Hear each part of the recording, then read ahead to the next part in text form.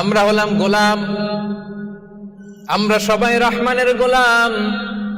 বিশ্বনবী তিনি নিজের পরিচয় দেওয়ার সময় সর্বপ্রথম বলতেন ইন্নী আব্দুল্লাহ, নিশ্চয় আমি আল্লাহর গোলাম। তারপরে বলতেন রাসূলুহু, আল্লাহর রাসূল। সুবহানাল্লাহ। পৃথিবীর শ্রেষ্ঠতম মানুষ তিনি যখন নিজের পরিচয় দিতেন রাসূলটা পরে বলতেন, আগে কি বলতেন? গোলাম।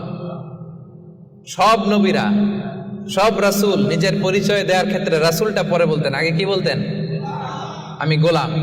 আবার বিশ্বনবী দোয়া করার সময় বলতেন আল্লাহুম্মা ইন্নী আবদুক ওয়া ইবনু আবদিক ওয়া ইবনু আমাতিক নাসিয়াতি বিয়াদিক মাদিন ফিয়া হুকমুক। আল্লাহ আমি আপনার গোলাম, গোলামের ঘরের গোলাম।